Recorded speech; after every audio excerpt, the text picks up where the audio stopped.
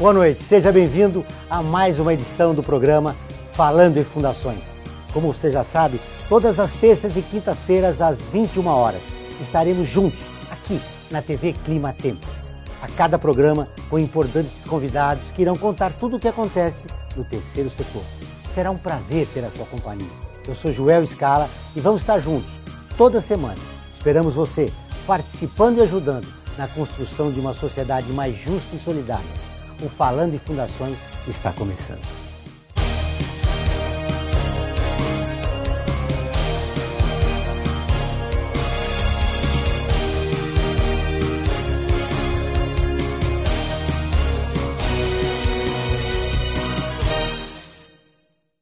Muito bem, nós estamos com a Maíra Junqueira, que é coordenadora de projetos do Fundo Brasil de Direitos Humanos.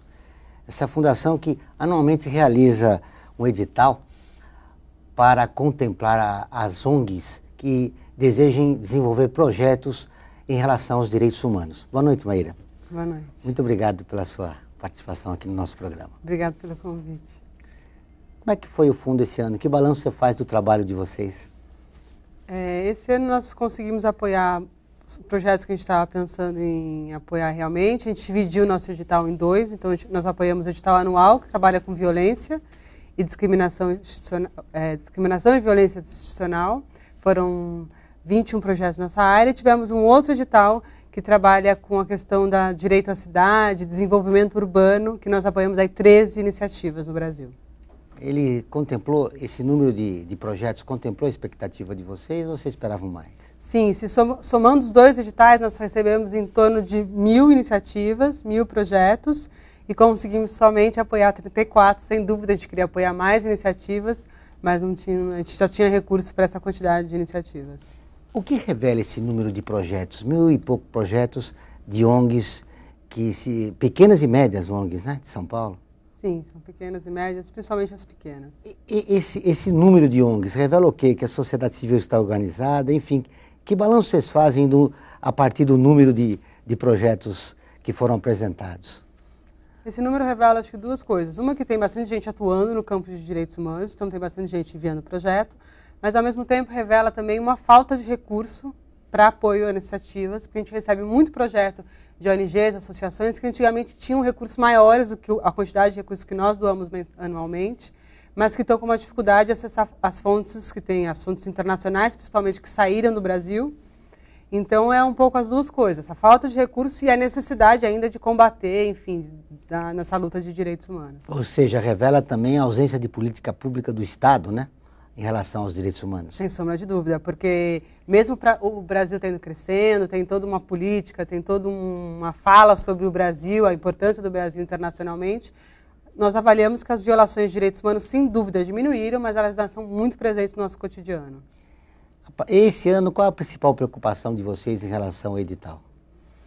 Nós temos, acho que as preocupações elas se mantêm. Eu acho que a gente sempre trabalha com a questão da equidade racial, a discriminação com relação a isso, a questão da mulher, o direito da mulher, o direito à terra. O direito à terra é uma temática muito presente, principalmente na região norte do país, muito forte.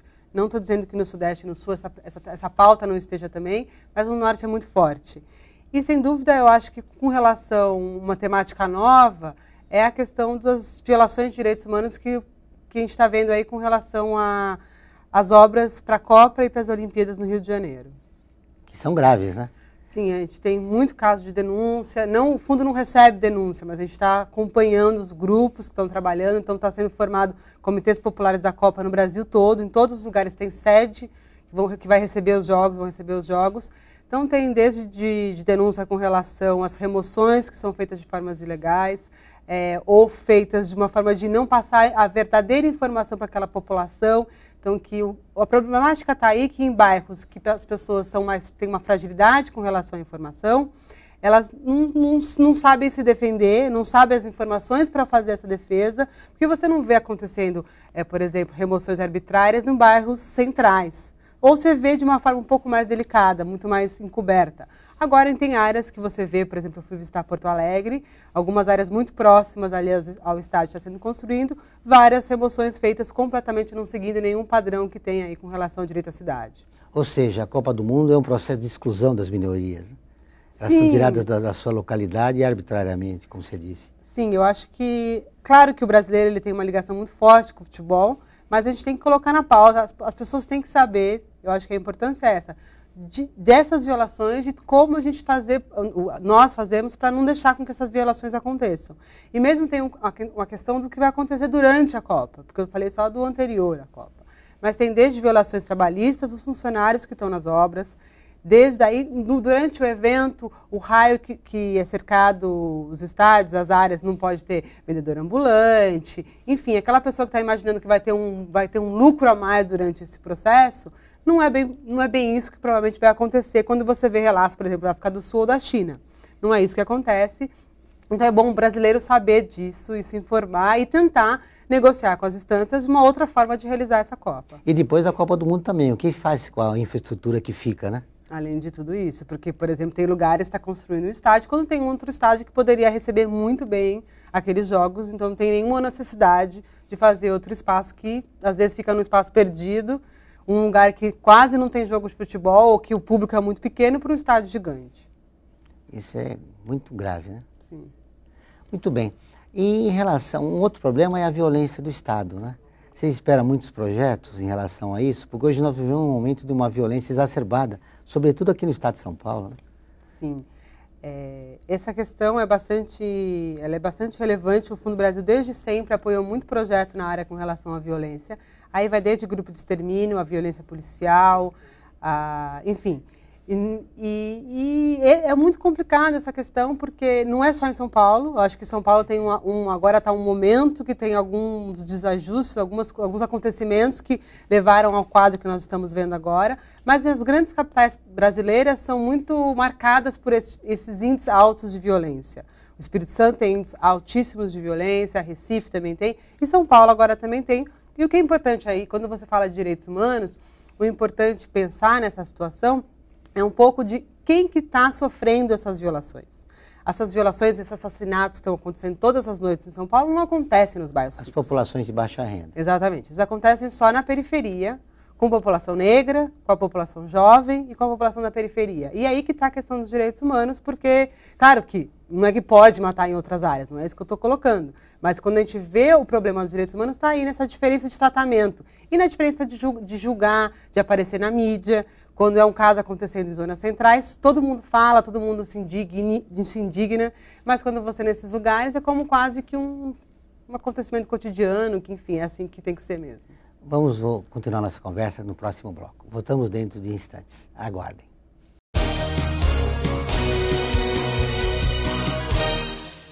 Fundada em 1964, a Fundação Carlos Chagas foi a primeira a unificar as provas de vestibulares de medicina. Atualmente é especializada em concursos, incluindo os públicos. Entre suas funções estão desenvolver as questões das provas, produzi-las, diversificar a matriz por aluno, distribuir com segurança, aplicar a prova, corrigir e fornecer o resultado. Atende cerca de 1 milhão de candidatos por ano. Conheça detalhadamente o trabalho da Fundação acessando o site www.fcc.org.br.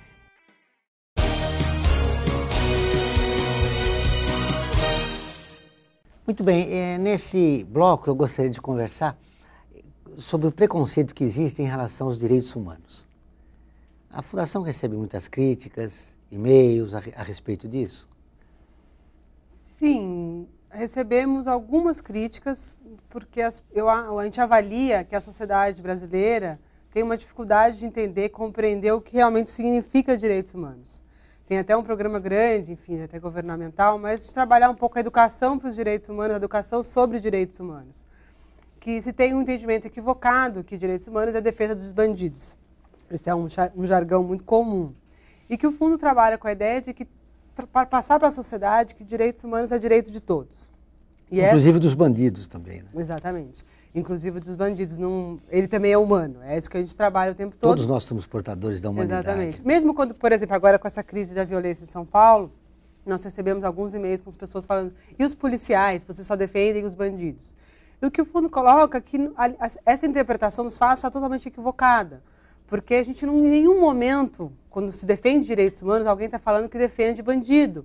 Ou que você defende uma classe, você defende sim policial ou não. você defende quem está ali sofrendo alguma violação, se for bandido, se for policial, ou quem quer que seja. A questão é que, por que se instaura tão fortemente essa questão? Porque a gente vive numa sociedade que vem anterior à ditadura, mas a ditadura eu acho que só fortalece onde o Estado, com a sua perna, enfim, pela polícia, civil, militar, enfim, a polícia que seja, usando o poder que tem de uma forma arbitrária. Não estou falando aqui, nem o fundo fala, que todos os policiais são corruptos, mas existe um pequeno grupo que deveria proteger o cidadão, ele mais do que qualquer outra pessoa, e não faz. Então é muito difícil você pedir para uma sociedade que defenda direitos, que não viole o direito do outro, mas quando você vê o exemplo mais próximo do Estado, que é o exemplo que está na rua, que é o do policial, ele exercendo o seu poder de uma forma errada. Então, quando você faz blitzes de uma forma discriminatória, parando na rua pessoas pela cor que ela tem, pela classe social dela, enfim. Toda essa forma de agir da polícia, ela abre espaço para essa crítica que se faz ao trabalho dele. Mas, em nenhuma forma, você não está defendendo também o direito do policial, enfim. E do bandido é a mesma coisa. Quando você, por exemplo, tanto o menor infrator, quanto uma pessoa que vai para um presídio, o que quem trabalha com direitos humanos coloca, a primeira premissa que está aí é a questão do julgamento justo. Então, todo mundo tem o direito ao acesso à justiça de uma forma adequada. Então, se você for preso, por exemplo, primeiro você tem que ser, adequadamente, tem que ser assessorado juridicamente. E fora isso, quando você está nesses espaços enfim, num presídio, tem que ser tratado minimamente, tem que, enfim, não pode ser violentado, tem que ser respeitado, tem que se alimentar, enfim, porque a ideia do presídio, se você for resgatar o conceito, é um espaço para a pessoa se retornar depois para a sociedade, principalmente, por exemplo, nos casos de menores infratores. Onde só tem gente de população de baixa renda, né? Exatamente. A grande maioria, eu não sei te dizer os dados aí, mas a grande maioria é essa população que está dentro dos presídios. E a população jovem é a mesma coisa, a população negra, a população jovem, população de baixa renda, que estão nas unidades Fundação Casa, por exemplo, em São Paulo. Então é esse espaço que, de alguma forma, você tem que trazer esse menor de novo para a sociedade. Porque senão é inviável. Enfim, se você entrar lá, você só piora. É o que de fato acontece. É difícil você conseguir trazer esse menor. Eu acho que já melhorou bastante, mas é ainda muito caótico o nosso sistema presidiário. Essa dificuldade do fundo revela que o governo não tem políticas públicas em relação aos direitos humanos. E aí começa o equívoco, né? Você destacou também que existe um aspecto cultural, né, na população. Isso já vem de algum tempo, já, né? Sim. E como é que se muda isso? Mas antes eu queria que você falasse sobre esse aspecto da ausência de políticas públicas do Estado e que leva a uma visão equivocada da população. Existem algumas políticas públicas, o que a gente avalia não é talvez seja a melhor política pública para cada cenário, algumas horas são feitas de forma errônea, algumas vezes não são, enfim. Mas o que se avalia também é que tem um processo aí muito grande de intensificar o trabalho de policiamento. Então, é uma tolerância zero, um modelo que você vê, por exemplo, de Nova York, que trabalha com essa questão da tolerância zero, que daí traz para o dado para o Brasil, que abaixou os índices de violência drasticamente, enfim. Mas a questão que você tem que trabalhar aí, que tem que ser acompanhada o trabalho da polícia com o trabalho social do problema que está por trás dessa violência. Que você não vai resolver o problema do país somente colocando o policial na rua, quando você tem uma sociedade totalmente desigual, onde pessoas têm muito, poucas pessoas têm muito e a grande maioria não tem nada. Por que o aspecto social não é destacado? Por que esse aspecto social não é destacado? Só a repressão, só mais policiais, mais viaturas, mais isso.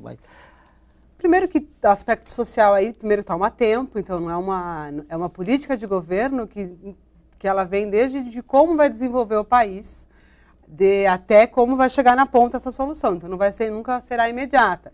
Então, quando tem crises, a forma que se vê, a sociedade se vê assim, não é só o governo. O governo muito reflete um pouco o que a sociedade fala, porque quando você tem pessoa de opinião sobre o que tem que fazer, a população, grande maioria, fala que sim, tem que ser polícia da rua, tem que ser firme, tem que ser dura. Então, assim, vem dos dois lados. É interessante isso, e não se discute a concentração de renda, né? Não é um aspecto que se coloca. Se discute muito pouco, e claro que eu acho que o brasileiro, quem está pensando um pouco, o governo federal, enfim, quem está pensando em políticas macros, tem que pensar nessa desigualdade e coloca essa questão. Mas colocar essa questão é muito difícil, porque tem gente que ganha muito. Essas pessoas que ganham muito também têm uma dificuldade de largar o seu em prol do outro. A gente tem que construir um outro modelo de menor concentração de renda. Como se desconstrói essa sociedade corporativa? É muito complicado, ainda mais quando você tem políticas de governo. Agora você sai da área urbana e vai para uma área rural, você tem uma concentração de terra no país absurda ainda. Que a reforma agrária está longe de acontecer no país. E saiu da agenda política do próprio governo, né? Exatamente. Então já parte daí, é uma concentração de terra. Essa população que vivia no campo, o que ela faz? Ou ela está resistindo, minguando, coitado, mas resistindo, tem muito movimento de base no campo, muito movimento forte, desde trabalhador, agricultor rural, desde comunidades tradicionais, mas essa população que vai saindo do campo vai indo para as cidades e vai só aumentando essa periferia das cidades que fica totalmente jogada a Deus dará aí. Diante dessa realidade, o fundo estimula projetos que revelem como essa sociedade, como as ONGs podem descobrir caminhos, né, para essa sociedade. Mas eu quero que você me responda isso depois do nosso intervalo, dentro de instantes. Aguarde.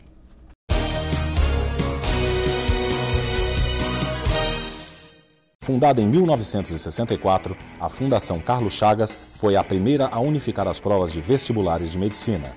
Atualmente é especializada em concursos, incluindo os públicos. Entre suas funções estão desenvolver as questões das provas, produzi-las, diversificar a matriz por aluno, distribuir com segurança, aplicar a prova, corrigir e fornecer o resultado. Atende cerca de 1 milhão de candidatos por ano.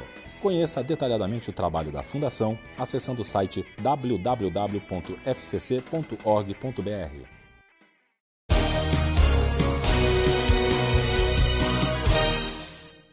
Muito bem, voltamos nesse bloco, para finalizar o nosso programa. Você fez um diagnóstico do aspecto cultural da população brasileira, que ela já é autoritária, o longo tempo do regime militar, enfim, alguns aspectos que foram destacados por você. Agora a gente quer saber como é que muda isso, Maíra. O Fundo Brasil apoia projetos justamente pensando que uma das formas de você fazer essa transformação na sociedade, essa transformação que nós desejamos, nesse apoio à sociedade civil e dar visibilidade ao trabalho que eles estão fazendo. Porque nós avaliamos que tem muita gente fazendo coisa, muita gente fazendo voluntariamente, no sentido de se dedicar àquela causa, uma causa que está muito próxima ao seu cotidiano, mas com nenhum recurso para fazer isso. Então, o fundo, ele aposta, ele foi criado, vai fazer 6 anos, justamente nessa aposta de que esses grupos que estão muito conectados com as problemáticas tenham que ter voz. Para além disso, essa segunda área de atuação da Fundação é fazer um pouco esse elo entre a sociedade que tem recursos também, a sociedade que é formadora de opinião, a sociedade que consegue incidir nas políticas públicas macro e falar um pouco sobre direitos humanos e a importância desse trabalho. Então, é outro lado da comunicação, no fundo, que é justamente esse. Então, explicar o que são os direitos humanos, explicar a importância da sociedade civil na defesa dos direitos humanos, e explicar a importância de trabalhar, então, todas as sistemáticas de direitos humanos, mas não como uma coisa... Se você tem a sua escola, ou se você tem seu sistema todo em volta do seu privado, isso não significa que você tem esse direito, porque você está comprando, você está pagando por uma escola. E daí quem não tem esse recurso, não tem como fazer isso. Então a gente força muito nossa linha de atuação nessa necessidade de todo mundo entender a sociedade, tanto, enfim, a sociedade como um todo, nessa importância do Estado provedor desses direitos, e todo mundo tem seu papel nisso aí. Pela sua experiência no trabalho do fundo, o que você diria da sociedade civil? Ela está desarticulada, ela está em transformação, ela está se articulando, enfim. A sociedade civil brasileira é um enigma ainda, né? Olha, a sociedade civil brasileira, ela tem teve um papel muito importante na época da ditadura. Eu estou retornando agora bastante à ditadura, mas enfim, ela teve um papel importante. Daí, na década de 90, passado esse período, depois, principalmente da ECO 92, que foi em 92, que é antes da Rio+20, teve um momento muito forte no Brasil, teve uma junção de muita gente. Avanços interessantes civil, ali, né? E desde ali, acho que a década de 90 foi pautada por um crescimento muito grande dessa sociedade civil. Então ela se fortaleceu, ela surgiu com mais força, A questão é que ela está com uma dificuldade, eu acho que depois desse tempo, a partir de 2000, uma dificuldade realmente de sobreviver, tanto por questões financeiras, quanto porque uma sociedade está se transformando e ela tem que acompanhar essa transformação que não é fácil. Então, acompanhar as formas de comunicação, acompanhar até na mídia, blá, blá, blá. E tem um outro aspecto que é tem uma dificuldade aí de... os meios de comunicação colocam a sociedade civil, as ONGs, de uma forma, a meu ver, a nosso ver, errada. Liga muito que teve as CPIs das ONGs, depois, enfim, tem uma forma errônea de pensar. Ou seja, apresenta essas entidades de uma maneira depreciativa. Exatamente. Errônea. Isso atrapalha, sem sombra de dúvida, o trabalho delas. Certamente, existem ONGs que têm um trabalho errado, que fazem, enfim, estão ligadas à corrupção, existe. Mas, olha, todas as classes que tem, tanto Estado, quanto empresa, quanto sociedade civil, tem atores diferentes lá dentro. É um campo heterogêneo. A sociedade civil também é um campo heterogêneo. Então, tem um grupo que está trabalhando muito sério na luta por direitos, na luta por transformação do país, mas tem um grupo que se aproveita desse cenário para fazer um outro esquema que é outro. Então, a gente tem que conseguir separar, principalmente nos espaços, na mídia, eu acho que é ali que a sociedade escuta muito, é mostrar que existem outras ONGs, outras pessoas atuando e que elas são muito importantes para transformar o país. Você lembrou a ditadura militar? Na época da ditadura militar, forças progressistas conduzindo a redemocratização do país pacífica, né? Uhum. Foi uma passagem pacífica. E você acha que a sociedade civil, essas forças depois vieram assumir o poder no país, a sociedade civil ficou órfã? Porque tinha um trabalho, né, comunitário muito forte, que depois me parece que foi diminuindo. Eu queria a tua visão sobre esse tema. Olha, essa é uma discussão assim, bastante complexa. Se debate muito o que aconteceu desde o governo, principalmente depois do governo Lula em 2003, onde tem grande parte da sociedade civil que acabou indo atuar no governo. Não todos, obviamente, mas teve uma grande parte. E teve uma grande parte, como o governo vem com um histórico de que ele está ali na voz da população, ele é popular, é um governo popular, a classe social que vem o Lula também traz esse discurso. Então, é sempre um pouco difícil você bater de frente, então tem também um enfrentamento diferenciado. E são vários fatores, eu acho, que fizeram todo esse... Uma divisão na ala progressista, né? Eu acho que ela chegou ao poder de alguma forma, não só, porque o governo Lula, para estar ali também, não foi só com a... Ele tem um outro lado aí que teve que apoiar ele, que para conseguir chegar ao poder, não foi só a sociedade civil que fez isso, obviamente. Mas tem uma sociedade civil aparecendo aí, então tem uma dificuldade de lidar com isso. Por isso que eu falo um pouco que ela conseguir se reinventar, eu acho que é a importância disso. E que maneira ela se reinventa, segundo sua visão? Eu vou falar um pouco da visão do fundo. A visão do fundo é que a sociedade civil ela tem que escutar bastante os grupos pequenos que estão atuando muito próximos às realidades violentadas. Então, o fundo apoia nessas organizações, apoia nesses grupos, muito nessa linha, pensando que quem está recebendo... Porque a maioria dos grupos que nós apoiamos são sofredores de violações. Então, a gente acha que eles têm que ter voz para conseguir ter uma transformação nesse cenário. Muito bem. A Fundação Fundo Brasil de Direitos Humanos está lançando o seu 7º edital, né, para desenvolver um trabalho junto às ONGs da periferia. Vocês estão distribuindo que valores? Os projetos têm que ser de 20 a 40 mil reais. De 20 a 40 mil reais? Para, no máximo, 1 ano de duração. No máximo 1 ano de duração. Qual a sua expectativa em relação a esse ano, quando a violência do Estado cresceu barbaramente, né? Você acha que vai ter projetos? Acho que a gente talvez receba um pouco mais de projetos com relação à violência no estado de São Paulo, principalmente. Maíra, fechando a nossa entrevista, eu queria que você fechasse dizendo por que é importante o fundo receber esses projetos, né? O que significa para a sociedade o maior número de projetos na defesa dos direitos humanos nesse momento difícil que a gente vive aqui no estado de São Paulo. Eu acho que para o fundo é importante receber muito projeto tem a ver com direitos humanos, para a gente comprovar e provar para a sociedade que as violações estão muito presentes. que a sociedade civil está se organizando para trabalhar com isso, mas é muito importante também a gente conseguir apoiar cada vez mais projetos, então a sociedade como um todo participar desse processo, porque as empresas, doadores com bastante recursos, fazer parte de todo esse movimento, porque isso é a chave aí nesse quebra-cabeça. Muito obrigado pela sua entrevista. E chegamos ao final de mais uma edição de Falando em Fundações, um programa que trata dos assuntos ligados ao terceiro setor e que colaborar para a maior compreensão deste que é um importante aliado dos cidadãos e de todo o Brasil. Se você tem dúvidas ou sugestões, encaminhe um e-mail para contato-tendicemedia.com.br. Até a próxima.